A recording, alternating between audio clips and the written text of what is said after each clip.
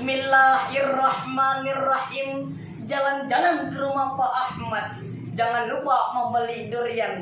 Kalau cinta Nabi Muhammad, marilah jawab salam dari saya yang tampan. Assalamualaikum warahmatullahi wabarakatuh.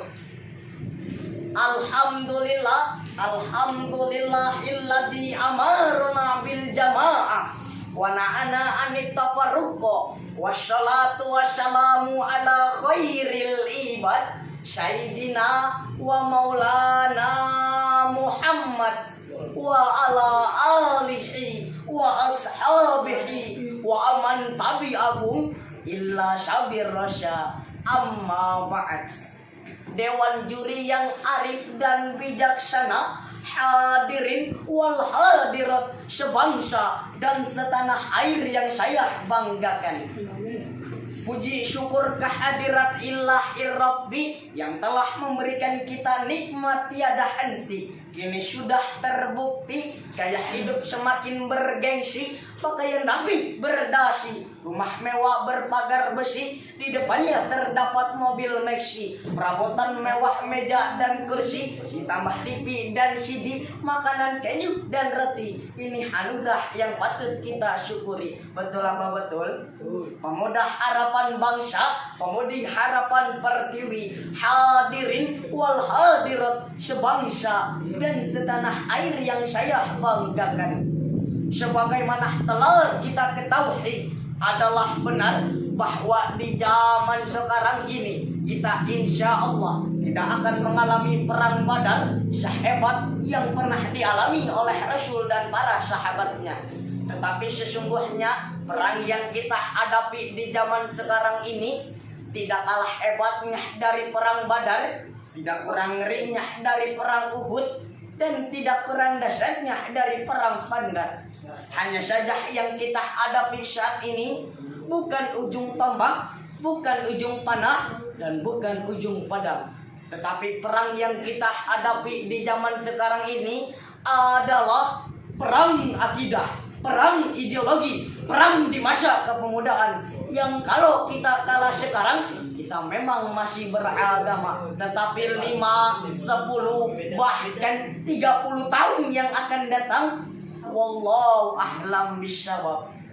Hadirin, Islam tidak mungkin hilang dari dunia. Tidak mustahil Islam Gunung Tikar dari desa kita, tidak mustahil Islam Gunung Tikar dari kampung dan kota kita, jikalau kita tidak mewariskannya, jikalau kita tidak menjaganya, bahkan jikalau kita tidak berperan aktif dalam masa muda untuk memajukan bangsa dan agama. Oleh karena itu hadirin, peran pemuda dalam menghadapi Muharram merupakan judul pidato yang akan saya bawakan dengan rujukan Al-Quran surat Az-Zariyat ayat 56. Allah berfirman, A'udzu billahi minasy syaithanir rajim. Bismillahirrahmanirrahim. Wa ma khalaqtul jinna wal insa illa liya'budun. Shadaqallahul azim. Hadirin, Imam Ali Ashabuni dalam Syafatu Tafsir menjelaskan ayat tersebut, yakni azaa min badiha ulail aqtiya qaumul basqiya. Setelah datangnya generasi yang beriman dan bertakwa, akan datang generasi yang celaka, yaitu generasi adaa'us shalah, generasi yang meninggalkan salat, wa tabus syahawat, generasi yang memperturutkan hawa nafsunya, melanggar aturan-aturan yang diharamkan oleh Allah Subhanahu wa taala. Timbul pertanyaan, bagaimanakah peran pemuda dalam menghadapi Muharram? Yang pertama, pemuda akan dituntut untuk menjadi seorang yang sesuai dengan perkataan Muhammad Abai Al-Tumi. Beliau mengatakan, ayatul fattah wallahi bil ilmi wa tuqah. Eksisnya para pelajar hanyalah dengan ilmu dan takwa yang dilandasi dengan sikap cinta nasionalisme, cinta tanah air, sesuai konsep yang diajarkan dengan Kiai Hasyim Asy'ari. Beliau mengatakan, hubul waton minal iman, sikap cinta tanah air merupakan sebagian daripada iman. hadirin wal hadirat sebangsa dan setanah air yang saya banggakan. Almarhum Kiai Zainuddin MZ pernah mengatakan kepada pemuda Indonesia, beliau mengatakan, maka lebih baik makan singkong betulan daripada makan roti tapi mimpi. Lebih baik sekolah sambil semir sepatu, sekolah sambil dagang koran, sekolah sambil parkir mobil, daripada petantang petenteng tanpa prospek hari depan yang ada artinya. Betul apa betul? The young today is the leader tomorrow. Pemuda hari ini adalah jago-jagonya sebagai pemimpin yang akan datang. Insan yang pemalas tidak akan merasakan manisnya sebuah madu, melainkan akan tenggelam ke dalam pahitnya sebuah empedu.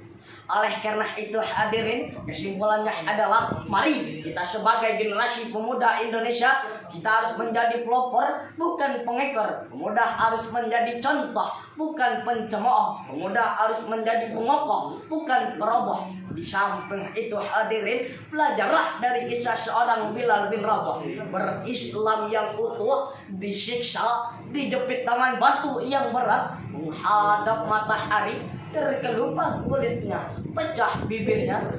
Ayo Bilal, kau tetap Islam dan kau wafat, atau kau tinggalkan Muhammad, kembali ke agama lamamu.